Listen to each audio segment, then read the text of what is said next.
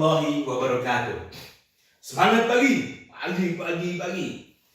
Sahabat Channel Teras Inspirasi di playlist Sekolah Bisnis. Hari ini kita akan membahas tentang materi sangat luar biasa. Kenapa demikian?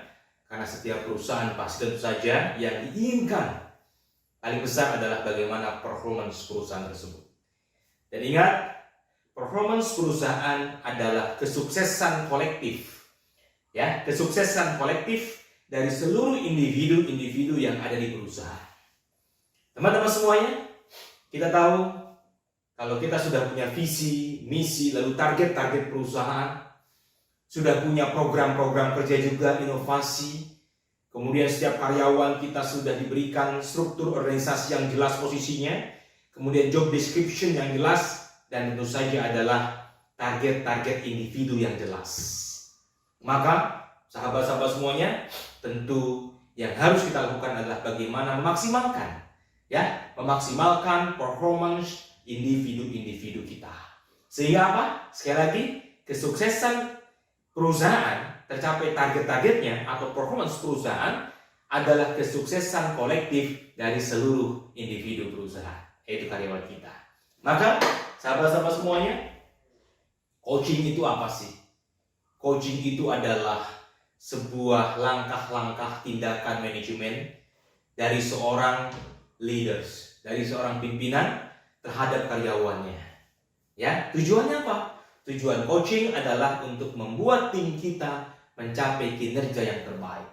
Coaching bukan hanya untuk tim kita yang punya performance rendah, tetapi coaching juga dilakukan untuk karyawan-karyawan kita yang performance-nya bahkan tinggi. Atau siapapun karyawannya. Mau rendah, mau sedang, mau tinggi, semuanya harus tetap bisa kita coaching. Kalau performance-nya masih rendah, maka coaching bertujuan untuk performance-nya bisa naik. Kalau coaching performance-nya untuk karyawan yang level tinggi performance-nya, maka coaching bisa memaksimalkan kembali, bisa mempertahankan dan bisa terus memaksimalkan kinerja karyawan itu. Itulah coaching, sahabat-sahabat semuanya. Ya. Jadi itulah coaching yang membedakan dengan training, dengan mentoring dan consulting. Kalau training itu adalah proses transfer pengetahuan, transfer knowledge, sehingga karyawan yang tadinya tidak tahu menjadi tahu, itu training. Kalau mentoring itu juga sama. Bagaimana kita mentransfer knowledge, tapi tidak hanya knowledge yang kita transfer, tapi pengalaman.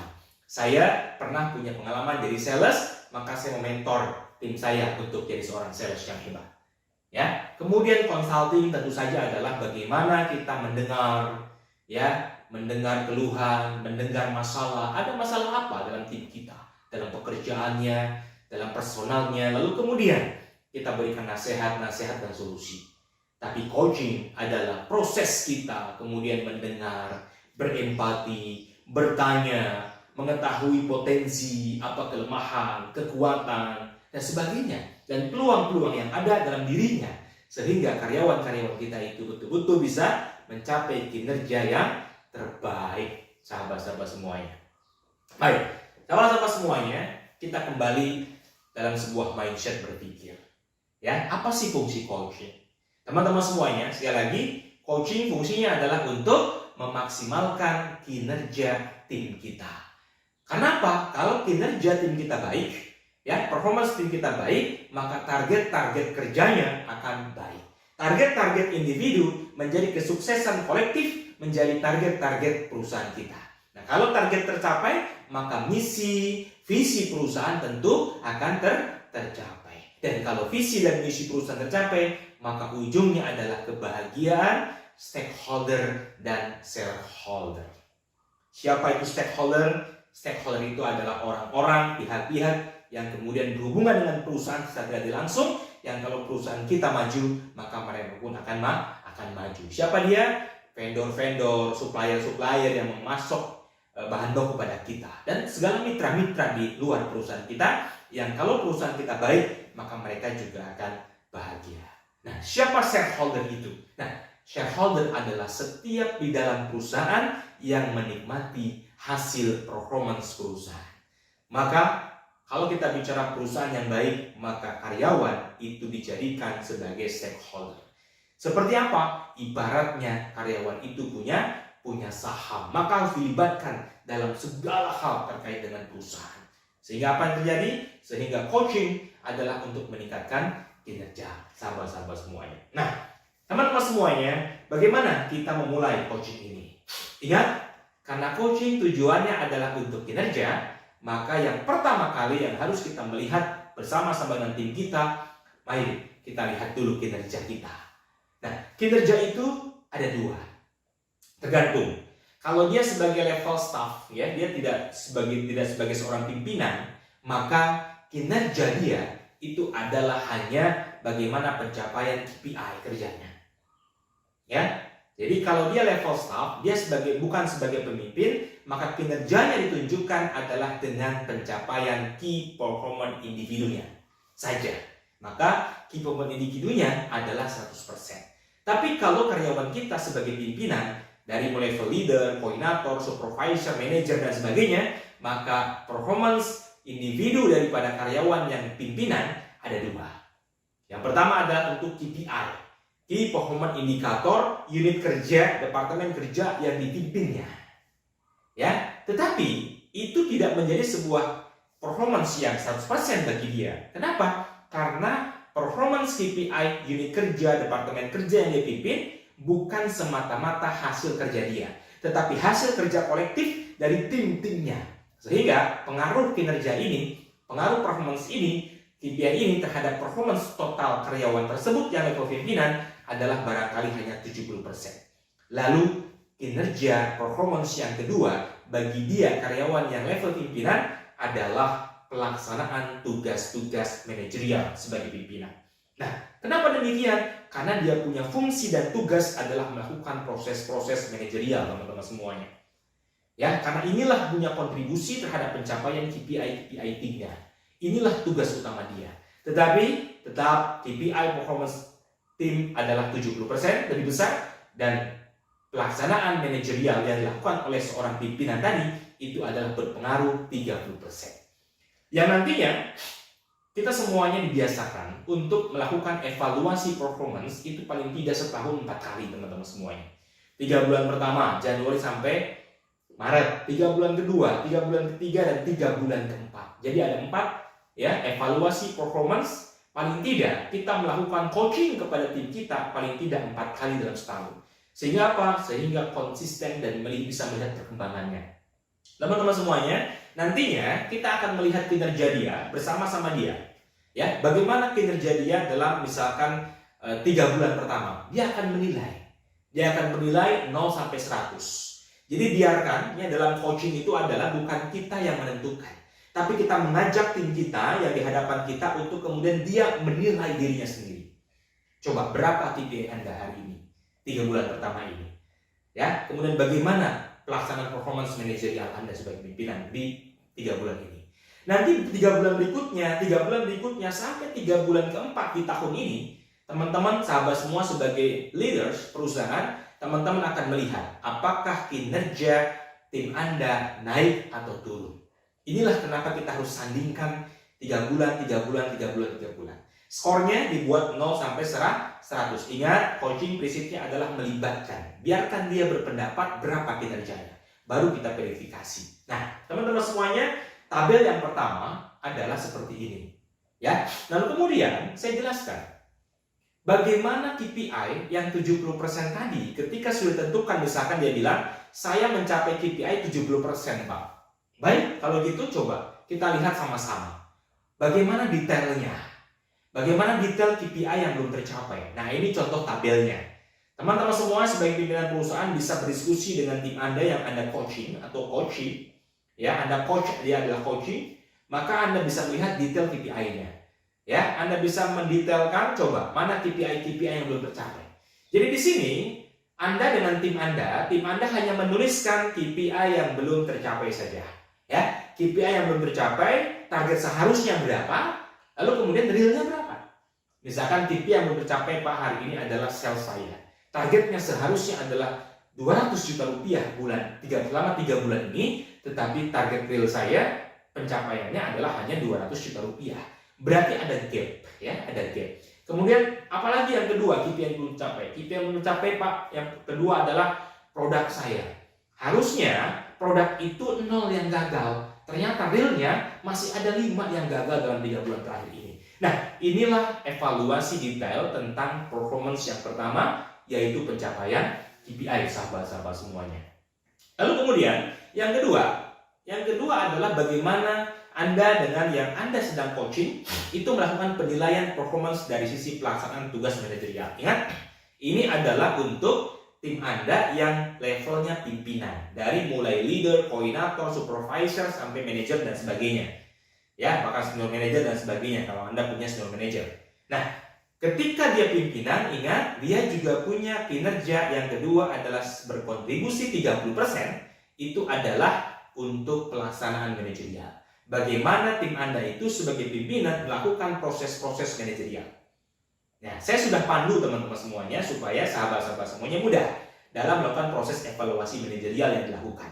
Ada 4 komponen, ini menggunakan konsep SSHCL. Yang pertama adalah dalam proses strategi.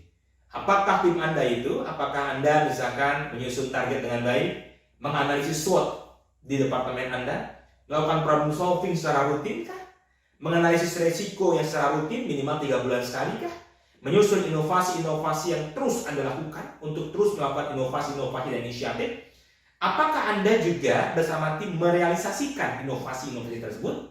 Dan apakah Anda senantiasa melakukan evaluasi ya dengan tim Anda dan sebagainya? Baik evaluasi KPI tim Anda maupun evaluasi inovasi. Jadi itulah pertanyaan pertama yang Anda harus diskusikan dengan tim Anda.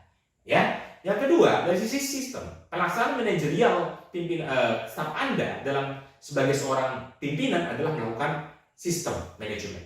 Apakah tim Anda itu menyusun dan mengevaluasi struktur organisasi di bawah unit kerjanya? Apakah tim Anda juga sebagai seorang pimpinan selalu melakukan evaluasi job desk kepada tim-tim di bawahnya? Apakah tim Anda juga melakukan memberikan target-target ya kepada timnya di bawahnya? Mengevaluasi target dan sebagainya. Apakah yang Anda coaching juga adalah melakukan proses yang namanya evaluasi service level agreement di bawah kerjanya? Dan apakah ya yang karyawan yang sedang Anda coaching sebagai pimpinan dia melakukan atau mengevaluasi SOP kerja bersama tim di unit kerjanya? Ini adalah proses manajerial dalam sistem. Nah, yang ketiga, proses manajerial yang ketiga yang harus dilakukan oleh karyawan Anda sebagai pimpinan adalah melakukan proses human capital management. Ya, apakah karyawan Anda mentraining timnya? Apakah karyawan Anda juga sebagai pimpinan itu mengcoaching timnya di bawahnya? Apakah karyawan Anda sebagai pimpinan menyusun karir timnya? Apakah karyawan Anda yang sebagai pimpinan juga menjaga lingkungan non fisik? Gitu ya, menjaga hubungan ya supaya baik, lingkungan non fisik yang baik dan sebagainya. Apakah karyawan Anda sebagai pimpinan juga memberikan reward kepada timnya di bawahnya? Dan juga apakah karyawan Anda sebagai pimpinan yang sedang coaching melakukan sanksi-sanksi kepada tim di bawahnya? Nah, inilah proses manajerial yang harus kita lihat kepada karyawan Anda yang level pimpinan. Apakah sudah melakukan manajemen human capital dengan baik? Yang terakhir adalah manajemen culture. Bagaimana apakah karyawan Anda sebagai pimpinan yang sedang Anda coaching itu juga melakukan menjaga budaya dan nilai-nilai dasar perusahaan dengan timnya di bawah divisinya. Sahabat-sahabat semuanya, kalau tadi kita mengevaluasi tentang KPI kerja yang belum tercapai, yang kedua ini Anda juga akan mengevaluasi tim Anda untuk apakah mereka melaksanakan proses-proses manajerial dengan baik atau tidak. Ingat, ini adalah untuk karyawan Anda yang levelnya pimpinan. Tapi kalau karyawan Anda yang levelnya staff, ya, operator, pelaksana, maka cukup key performance indikator individu dia yang Anda lihat. Nah, akhirnya nanti Anda bersama karyawan Anda yang sedang Anda coaching itu melakukan penilaian 0 sampai 100 ya, itu dalam tabel seperti ini. Ya. Nah, kenapa kita harus buat tabel seperti ini teman-teman semuanya? Pertama, sekali lagi, kita ingin melihat tren perkembangan performance dia dari mulai 3 bulan pertama sampai 3 bulan berikutnya. Ketika ada penurunan decline, itulah yang akan menjadi evaluasi dan kita akan coaching, mencari penyebabnya dan mengoptimalkan kemudian solusinya. Nah, ketika kemudian ternyata kinerja karyawan Anda itu tidak 100%, itu juga menjadi gap. Itulah titik poin yang harus kita evaluasi. Itulah titik poin ketika ada gap yang harusnya 100%, ternyata dia baru mencapai 90%, 95%, bahkan 80%, bahkan 70%, maka itulah ruang yang kemudian akan kita cari dalam proses coaching kita. Oke? Jadi sampai sini paham? Bahwa coaching adalah bagaimana kita mencari penyebab masalah kenapa kinerja daripada tim Anda itu belum tercapai. Dan yang kedua prinsipnya adalah bagaimana kita sama-sama mencari itu, mencarinya betul-betul melibatkan tim yang sedang Anda coaching. Jangan Anda yang mencarikan, jangan Anda yang menentukan, tapi ajaklah dia untuk mencari penyebabnya. Oke? Jadi itu coaching. Bagaimana kita mencari persoalan gap itu. Ya, persoalan gap itu. Dan ingat, ketika tidak ada gap, misalkan semua pencapaian sudah 100%, apakah coaching tetap dilakukan? Tetap. Karena coaching tidak hanya untuk meningkatkan performance, tapi mempertahankan performance. Maka Anda pun dengan tim Anda yang sedang Anda coaching harus mencari tahu di mana kekuatannya sebenarnya, di mana kelebihannya. Sehingga apa? Anda bisa memberikan pesan, pertahankan ini. Bahkan tingkatkan lagi. Sehingga apa? Kinerjanya akan terus meningkat, teman-teman semuanya. Dan yang ketiga, coaching juga bertujuan adalah untuk melihat yang namanya masa depan karyawan. Karyawan ini punya masa depan seperti apa? Punya target tidak? Sehingga kita bisa meng-coach mereka, meng-coaching dia untuk kemudian bangkit dan kemudian bisa lebih baik. Baik. Ketika ada gap atau ketika sudah tidak ada gap, ya, maka kita harus mencari tahu. Nah, inilah kuncinya. Ya, dalam coaching ini kita dalam rangka kemudian mencari tahu di mana kenapa bisa ada gap kinerja. Maka kalau kita ingin mencari tahu gap kinerja, maka kita harus menggunakan teori kinerja. Nah, teman-teman semuanya, sahabat-sahabat semuanya, berdasarkan buku SSHCL ini, teori kinerja sebagai seorang karyawan, sebagai seorang tim, sebagai seorang pekerja, apapun itu, di organisasi manapun, itu dipengaruhi 3 faktor. Jadi rumusnya adalah kinerja atau performance itu sama dengan 3 faktor. Yang pertama adalah motivasi, dikali yang kedua adalah kompetensi, dan dikali yang ketiga adalah kesempatan. Teman-teman semuanya, jadi kinerja seseorang di sebuah organisasi, termasuk perusahaan, itu dipengaruhi 3 faktor. Yang pertama motivasinya, yang kedua kompetensinya, dan yang ketiga kesempatannya. Saya jelaskan dulu sedikit. Karyawan akan baik kinerjanya yang pertama kalau dia punya motivasi yang kuat untuk bekerja itu. Ya, motivasi yang kuat untuk bekerja. Yang kedua, karyawan juga akan baik kinerjanya kalau dia punya kompetensi yang cukup mumpuni untuk pekerjaannya. Ya, yang ketiga adalah karyawan akan berkontribusi performance yang terbaik kalau dia diberikan kesempatan. Kesempatan apa? Kesempatan untuk bekerja yang baik. Kesempatan untuk berinisiatif dan berinovasi untuk dia bisa mencapai KPI kerjanya. Ya, diberikan keleluasaan, kesempatan dan sebagainya. Sehingga dia bisa menjalankan pekerjaannya dan menjalankan inovasi-inovasi untuk mencapai kinerja yang terbaiknya. Artinya apa? Karyawan yang tidak memiliki motivasi yang baik, ya, karyawan yang tidak punya kompetensi yang baik, dan karyawan yang tidak mendapatkan kesempatan yang baik, maka dia pasti performance kinerjanya akan rendah. Nah, maka dalam coaching yang pertama, yang harus kita diskusikan dengan karyawan yang sedang ada coaching adalah pertama, mencari tahu tentang posisi motivasi dia hari itu. Bagaimana perkembangan motivasi kerjanya.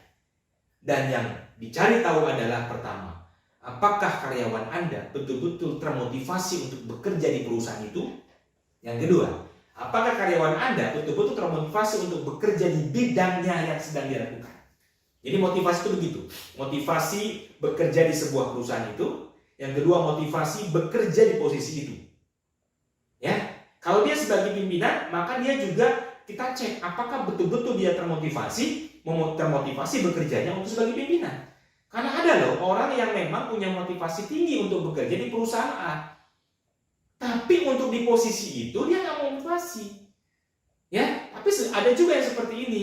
Dia memang punya motivasi yang tinggi bekerja di perusahaan A. Kemudian di posisi itu juga dia termotivasi. Tetapi ketika dia jadi pimpinan di posisi itu, dia tidak punya motivasi. Jadi motivasi itu begitu.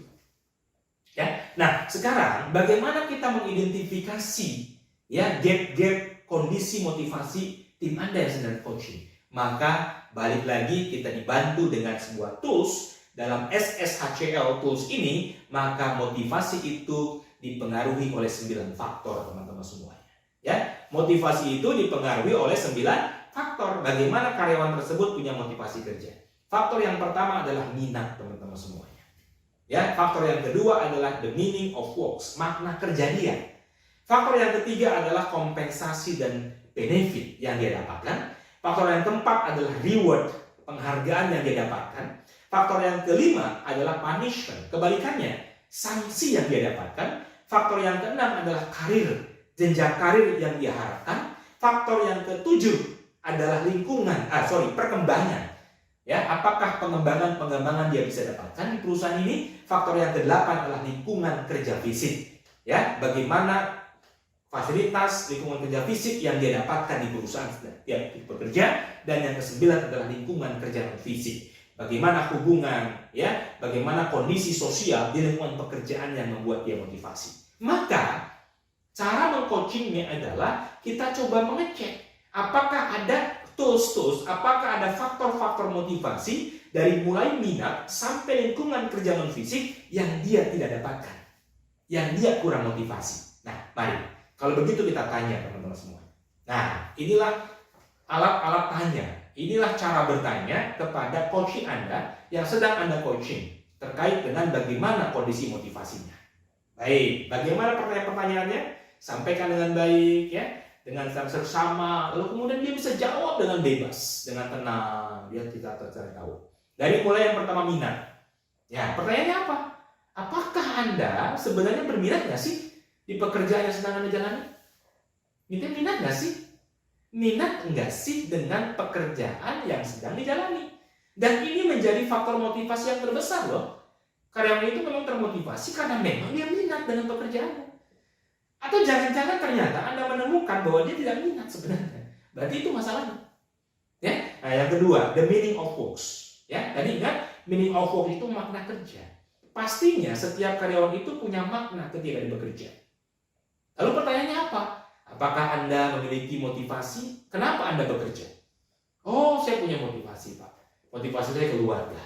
Kalau belum keluarga, motivasi saya bantu orang tua. Atau bantu adik-adik sekolah. Dan sebagainya. Motivasi saya untuk saya cari duit sebanyak-banyak untuk apa? Saya ingin usaha nanti ke depan. Oh, motivasinya adalah untuk sekolah lagi. Banyak motivasi. Seberapa besar motivasi the meaning of work dia terhadap pekerjaannya. Itu juga perlu kita identifikasi sama dia. Karena ada juga karyawan yang dulu dia motivasinya baik, tapi kenapa tiba-tiba tidak baik ya?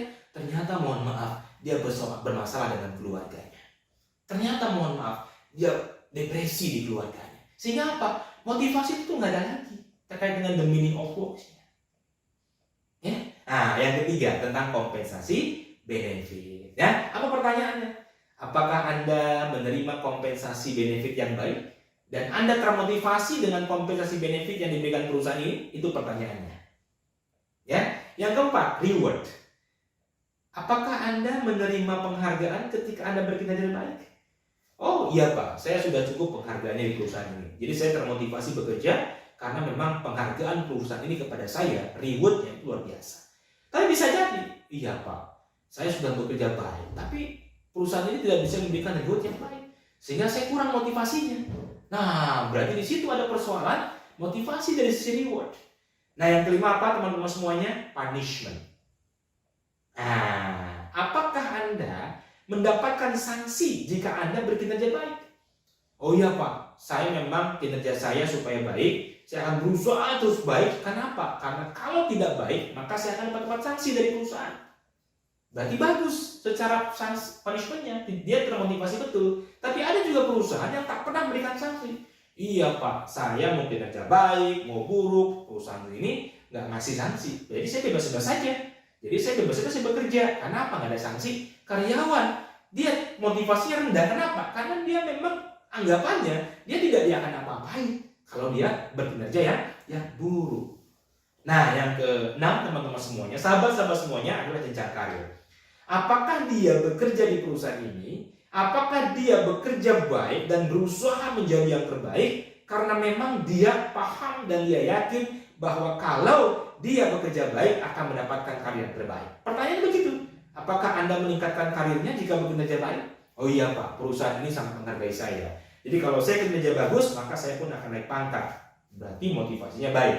Tapi kalau seandainya, ya Pak, perusahaan ini ternyata tidak memberikan jenjang karir yang pasti. Jadi saya pun kerjanya gini-gini aja lah, ngapain? Karena nggak berkarir, berarti motivasi karirnya yang masalah. Oke, itu adalah 6. Yang ketujuh adalah pengembangan. Pertanyaannya adalah, apakah Anda merasa berkembang tidak ketika Anda bekerja di perusahaan ini? Atau di posisi ini? Apakah Anda merasa berkembang? Ya, pengetahuannya, knowledge-nya, relasinya, dan sebagainya. Oh iya Pak, saya sangat merasa berkembang. Dengan saya di posisi ini, di posisi sales ini, saya bisa bergaul, saya bisa nambah relasi, saya bisa nambah ilmu, dan sebagainya. Saya merasa berkembang Pak.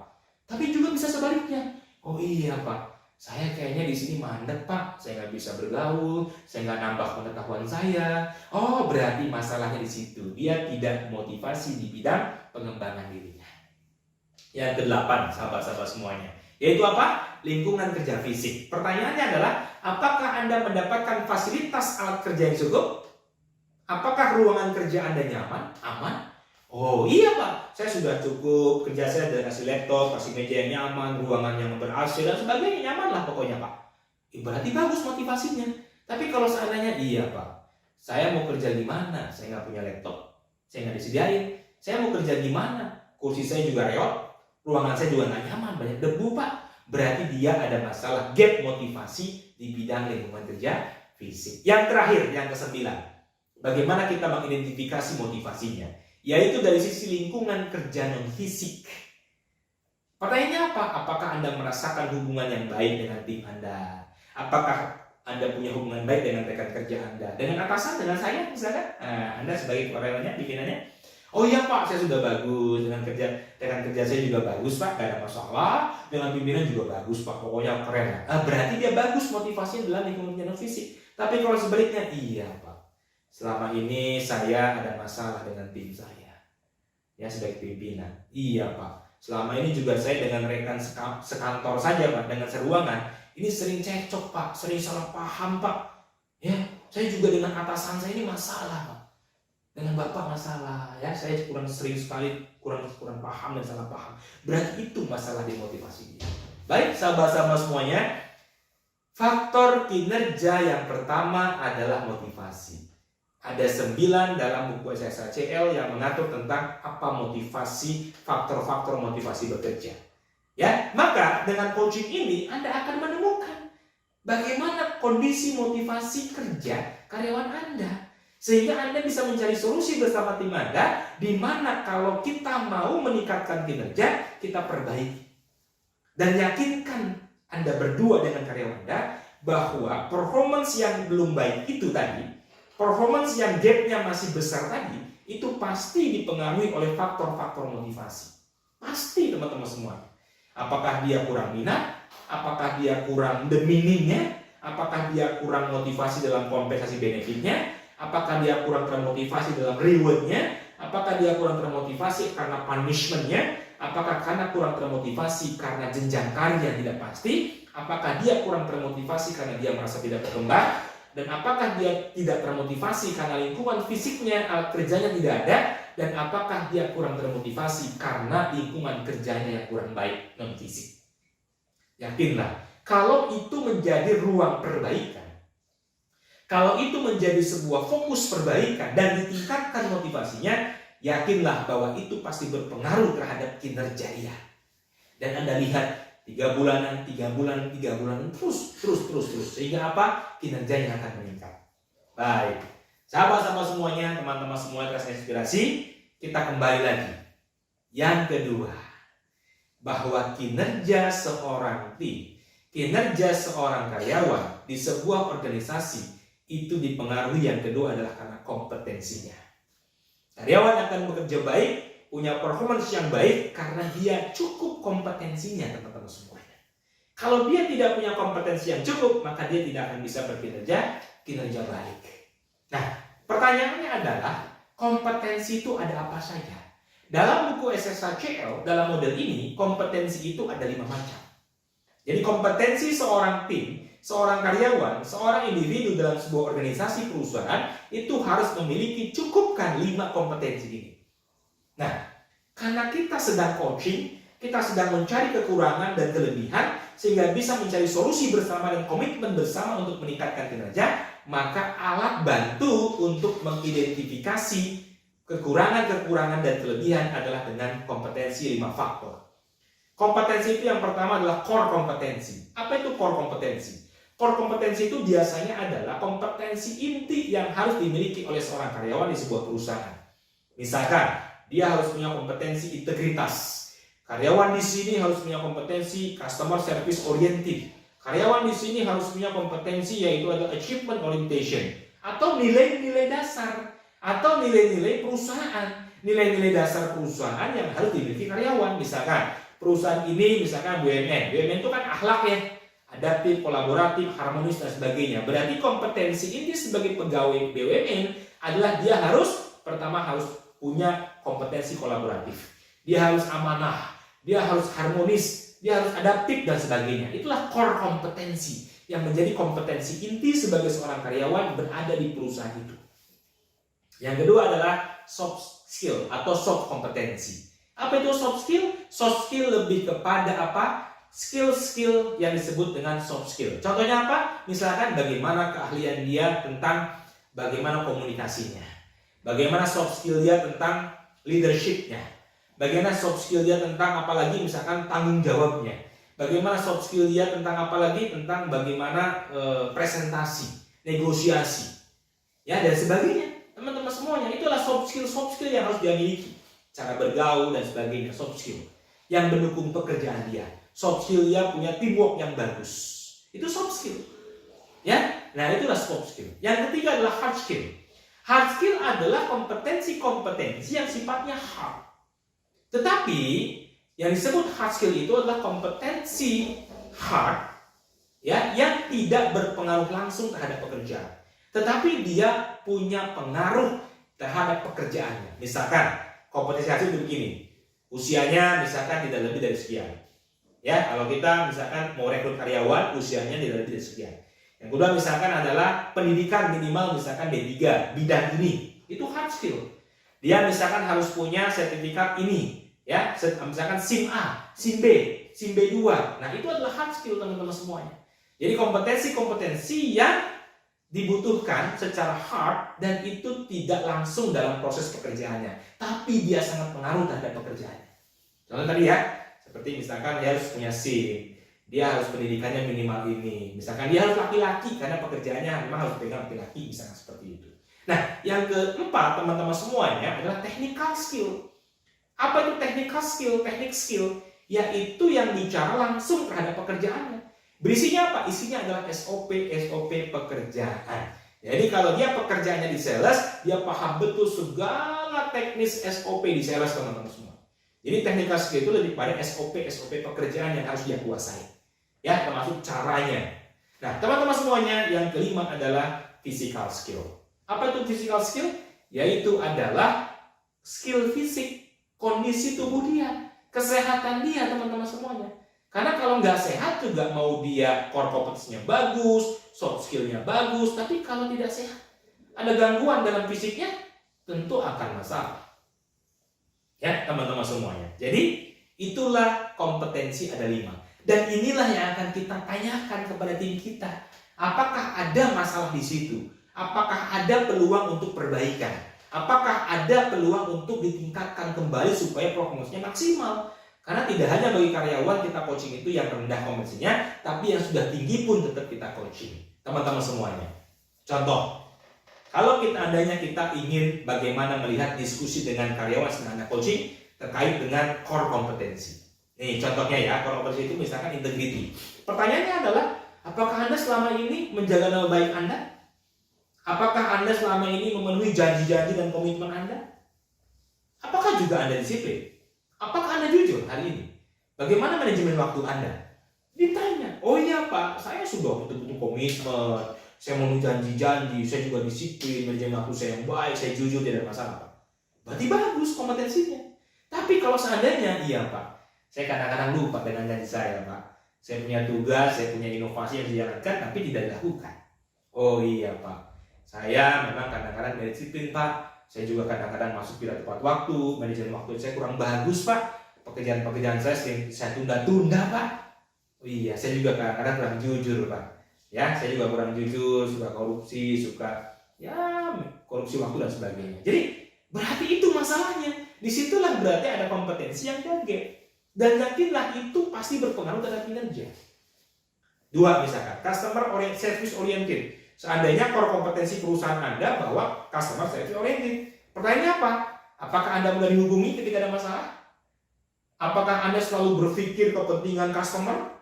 Ya, sebagai posisi Anda selalu berpikir bagaimana customer puas dan sebagainya. Selalu berinovasi untuk bagaimana meningkatkan pelayanan dan sebagainya.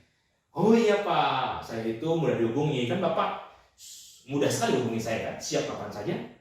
Oh iya, saya selalu berpikir Pak, bagaimana caranya, apalagi ya pelayanan yang harus ditingkatkan, apalagi ya produk yang harus dikembangkan, apalagi ya program-program supaya customer kita puas.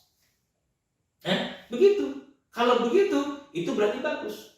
Tapi kalau dia bermasalah dalam customer service orientednya, oh iya, saya sudah dihubungi Pak selama ini, ya, saya lebih mengutamakan hal-hal lain daripada pekerjaan ini. Saya juga jarang berinovasi Pak, memang iya. Saya kurang berpikir bagaimana caranya memuaskan customer.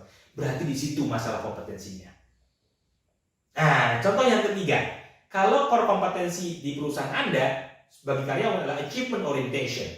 Bagaimana karyawan tersebut punya achievement orientation, bagaimana dia berpikir terus mencapai target bahkan lebih. Pertanyaannya apa? Apakah Anda sangat menginginkan mencapai target? Bahkan Anda ingin dalam capai target itu lebih dari standar. Oh iya Pak, saya itu berusaha keras Pak. Pokoknya bagi saya harus capai target Pak. Bahkan saya ingin lebih. Saya ingin tampil lebih dari standar. Gak mau biasa-biasa saja Pak. Berarti bagus dia. Tapi kalau seandainya, iya Pak, kali ini saya kadang-kadang orangnya ya udahlah gitu-gitu aja. Saya nggak ngoyo Pak, saya mah apa adanya. Capek ya bagus, kalau enggak ya syukur. Berarti itu masalah. Iya Pak, itu masalahnya. Berarti apa? Yakinlah kalau ada gap, ada masalah di masalah core kompetensi, yakinlah itulah yang membuat akhirnya kinerja kurang baik. Maka apa? Maka kita akhirnya tahu di mana ruang-ruang perbaikan itu terhadap karyawan tadi. Yang kedua, soft skill kompetensi, hard skill kompetensi, dan technical skill. Tadi saya sudah jelaskan ya, apa itu soft skill, apa itu hard skill, apa itu technical skill. Nah, biasanya perusahaan yang baik, ya, perusahaan yang baik itu nanti kita bahas di sesi Human Capital Development. Bagaimana perusahaan itu harus memiliki yang namanya kamus kompetensi karyawannya. Jadi perusahaan tersebut harus punya kamus kompetensi karyawan. Nanti kita bahas di bab tentang development karyawan. Ya, kalau sudah punya kamus kompetensi maka gampang. Karyawan sebelum coaching dia akan melisting dari kamus-kamus kompetensi itu mana kompetensi yang dia kurang baik. Sehingga pada saat ketemu kita yang akan meng-coaching dia sudah menyodorkan, ini Pak, inilah kompetensi saya, dari kamus kompetensi yang kita punya hari ini, inilah kompetensi-kompetensi yang saya masih kurang Pak. Baik kompetensi soft skill, baik kompetensi hard skill, atau kompetensi technical skill. Nah, maka dalam coaching itu, Anda meminta tim Anda untuk kemudian coba. Dari sekian banyak kompetensi yang Anda menilai kurang, baik soft skill, hard skill, dan technical skill, coba pilih 2 saja. Soft skill 2, hard skill 2, ya, kemudian technical skill juga 2. 2 yang dipilih. Apa yang 2 itu? 2 itu adalah yang Anda menilai kalau itu tidak diperbaiki kompetensinya, itulah yang paling signifikan mempengaruhi kinerja Anda buruk. Dan kalau 2 itu Anda tingkatkan, dan Anda yakin bahwa 2 inilah yang paling berpengaruh, kalau saya perbaiki kompetensi ini bakal memperbaiki kinerja saya. Jadi pilih 2. Di 3 bulan pertama pilih 2. Nanti 3 bulan berikutnya harusnya yang 2 tadi selesai. Meningkat dong kompetensinya. Ya, nanti di 3 bulan berikutnya Anda pilih lagi nomor 3, nomor 4. Selalu 2 setiap evaluasi. Sehingga fokusnya adalah ketika ternyata memang itulah kompetensi yang dia tidak cukupi, maka tugas Anda sebagai pimpinan terhadap karyawan Anda yang Anda coaching adalah membantu dia, memfasilitasi dia, mengcoach dia, melatih dia untuk memenuhi kompetensinya. Ingat, mengcoach itu apa? Tidak harus Anda yang training dia. Tapi kalau Anda punya kemampuan men-training, bagus. Anda training dia selama 3 bulan berikutnya. Tapi kalau Anda tidak punya kemampuan, Anda coach, Anda pelatih. Anda tinggal bilang ke HRD, tolong ini bantu tim saya untuk memenuhi kompetensinya. Kalau kemudian di perusahaan Anda tidak punya training itu, Anda carikan. Ya, Anda carikan sebagai pimpinan bersama-sama HRD Anda, bersama human capital team Anda di perusahaan Anda untuk mencarikan di mana ya pelatihan yang bisa dia ikuti. Atau Anda meng-coach dia, tolong baca ini. Anda buka YouTube itu, Anda buka buku ini, Anda baca semua pelajaran, Anda kasih tugas-tugas untuk meng-coach dia, itulah coaching. Sehingga apa? Kalau itu kemudian diperbaiki kompetensi, hard skill, soft skill, dan technical skill, yakinlah kinerja dia akan meningkat pada saat setelah coaching. Dan yang terakhir, untuk kompetensi adalah disebut dengan physical kompetensi. Pertanyaannya adalah, bagaimana kondisi fisik Anda hari ini? Oh, sehat Pak, alhamdulillah, saya sering olahraga, saya sehat, tidak ada masalah. Buktinya saya nggak masuk kan Pak? Oh iya, berarti dia tidak ada masalah dengan kondisi fisik. Mana masalah dong? Tapi kalau iya Pak, akhir-akhir ini saya sering tidak masuk kerja. Kalaupun masuk saya sering ngantuk Pak, lemes Pak. Udah periksa belum? Bagaimana? Oh iya Pak, hasilnya begini Pak. Tekanan darah saya tinggi Pak, kolesterol saya tinggi, macam-macam. Akhirnya tahu dia cerita tentang kondisi fisiknya. Itulah mungkin masalahnya. Dan ingat, kondisi fisik yang kurang baik, physical kompetensi pasti berpengaruh terhadap kinerjanya. Maka Anda sebagai coach, Anda fasilitasi, Anda dorong dia. Kalau begitu bagaimana ya caranya? Anda tanya, ya kalau begitu bagaimana caranya ya supaya Anda bisa lebih sehat? Oh, kita harus lebih olahraga Pak.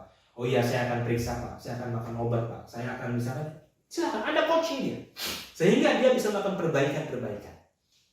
Teman-teman semuanya, yakinlah kompetensi tadi sangat berpengaruh terhadap kinerja. Jadi kalau ada kompetensi yang masih kurang, berarti itulah yang harus menjadi ruang perbaikan bersama-sama tim Anda, ya. Kemudian untuk bisa Anda coach sehingga dia bisa meningkat kompetensinya, sehingga kinerjanya akan meningkat sama-sama semuanya. Terakhir, kinerja karyawan itu dipengaruhi oleh apa? Oleh kesempatan. Ya. Kalau motivasi sudah diidentifikasi, kalau kompetensinya sudah diidentifikasi, dan kita sudah tahu ruang-ruang perbaikannya, maka yang ketiga adalah kesempatan yang harus kita identifikasi. Apa itu kesempatan? Yaitu bagaimana dia punya kesempatan untuk mencapai kinerjanya. Maka pertanyaannya apa? Misalkan, ya, apakah ada hambatan selama ini Pak? Ya, kepada tim Anda, apakah ada hambatan? Apakah mungkin perusahaan ini tidak memberikan kewenangan yang penuh pada Anda sehingga Anda akhirnya misalkan kurang kewenangan untuk menjalankan inovasinya? Apakah budget dari perusahaan tidak mencukupi? Apakah tidak dikasih budgetnya? Anda sudah ngajuin tapi nggak dikasih? Dan sebagainya. Pokoknya semua kesempatan-kesempatan yang apakah dia masih kurang tidak mendapat kesempatan untuk melaksanakan ide, gagasan, inovasi yang telah disusun oleh dia untuk mencapai kinerjanya. Oh, sudah cukup Pak. Saya betul-betul kan saya dikasih kewenangan penuh untuk saya berinovasi. Bahkan saya dikasih kewenangan penuh untuk menjalankan inovasi saya. Cukup Pak, budget pun dikasih Pak. Setiap saya disposisi, setiap saya pengajuan, alhamdulillah dengan argumentasi yang jelas saya dikasih Pak. Dan alhamdulillah gak ada masalah Pak. Berarti gak ada masalah dengan kesempatan. Dan harusnya dia punya kinerja yang baik. Tapi seandainya misalkan, iya Pak, saya kurang punya kewenangan nih. Saya gak dikasih kewenangan dari Bapak untuk melaksanakan inovasi ini Pak. Atau yang kedua, saya udah ngajuin disposisi Pak, dengan berbagai argumentasi dan yang jelas, tapi perusahaan ini nggak ngasih budget ke saya Pak. Nah, berarti di situ masalahnya. Ya, di situ masalahnya teman-teman semuanya. Nah, teman-teman semuanya, itu adalah kesempatan. Yang kedua, kesempatan juga bisa berarti kesempatan dia untuk memasuki posisi yang dia inginkan. Maka pertanyaan lanjutannya apa? Jika ada kesempatan nih, apakah di posisi kerja manapun misalkan, apakah mutasi ya, bukan hanya promosi nih, mutasi. kira-kira di posisi mana yang Anda sukai ya? Yang Anda ingin bekerja?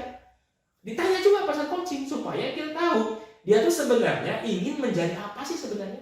Dia tuh ingin di posisi apa sih sebenarnya? Itu kesempatan. Ya, kesempatan kerja yang ketika dia inginkan menjadi baik. Nah, teman-teman semuanya, jadi apa kesimpulannya?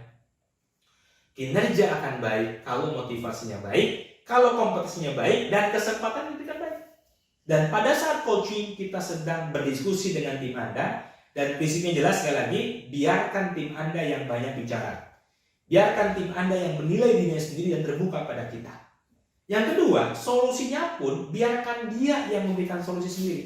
Jadi pertanyaannya setelah kita tahu apa masalahnya, kita tanya balik. Kalau begitu menurut Anda, harusnya bagaimana ya? Bagaimana supaya ini lebih baik ya? Oh, menurut saya begini. Nah, biarkan dia ngomong begitu tuh. Jadi kita hanya mendengar, paling kita mengarahkan sedikit. Ketika dia sudah tahu masalahnya dan dia sudah tahu solusi-solusinya, yang ketiga apa dalam coaching? Bangun komitmen agreement. Baik, kalau gitu masalahmu di sini, solusinya seperti ini, kita komitmen ya. Oke. Dan kedua apa? Apa yang bisa saya bantu untuk Anda?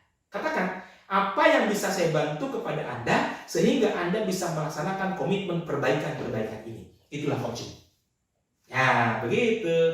Nah, terakhir, dalam coaching juga, Anda punya kesempatan kepada tim Anda untuk melaksanakan yang namanya perencanaan karir. Sehingga apa? Tim Anda lebih termotivasi lagi. Ini pertanyaan tambahan dalam kesempatan kerja juga. Sama ya, masih dalam opportunity, dalam memberikan kesempatan kerja. Kalau tadi hanya ditanya bagaimana pekerjaan hari ini kesempatannya, baik kewenangan maupun budget dan sebagainya, ini kita bicara lebih jauh. Bagaimana dia punya kesempatan masa depan untuk kemudian menjalankan posisi yang dia inginkan. Biasanya kita tanyakan begini, apa rencana karir Anda dalam tahun depan? Dia akan cerita tuh, ya Pak, tahun depan saya begini-begini, saya tetap akan di sini dulu deh Pak, supaya maksimal dulu Pak. Ada juga, oh tahun depan saya ingin pindah Pak ke sini Pak, ditanya. Terus kemudian, oh kalau gitu apa kelebihan Anda yang bisa mendukung Anda untuk jadi itu? Anda tanya, oh ya kelebihan saya begini Pak, oh oke. Terus kalau begitu, apa nih kebalikannya? Apa kira-kira kekurangan Anda sehingga itu menghambat Anda untuk menjadi itu di tahun depan? Iya Pak, saya punya kekurangan ini Pak. Kekurangan saya begini Pak, saya kurang manajemen waktu Pak, saya kurang matematika Pak, saya kurang komputer Pak, saya kurang cara komunikasi Pak. Nah, pertanyaan terakhir adalah, Anda butuh support apa dari saya sebagai atasan? Gitu. Jadi teman-teman semuanya, sahabat-sahabat keras semuanya, itulah yang namanya coaching. Dengan metode yang sangat mudah. Dalam Essential ini, kita menggunakan metode yang sangat mudah, praktis, dan membantu Anda betul-betul komprehensif, betul-betul mengcoaching tim Anda. Ya, menggunakan teori kinerja, yaitu kinerja sama dengan motivasi dikali kompetensi dan dikali kesempatan. Dengan teori motivasi, bahwa motivasi itu dipengaruhi 9 faktor, dan teori kompetensi, bahwa kompetensi itu ada 5 kompetensi. Ya, sampai physical kompetensi. Mudah-mudahan bermanfaat. Silakan disebar sebanyak-banyaknya ke semua orang supaya menjadi amal jariah yang benar datangnya dari Allah Subhanahu wa taala, dan yang salah tentu dari saya sendiri. Terima kasih. Billahi taufiq wal hidayah. Assalamualaikum warahmatullahi wabarakatuh.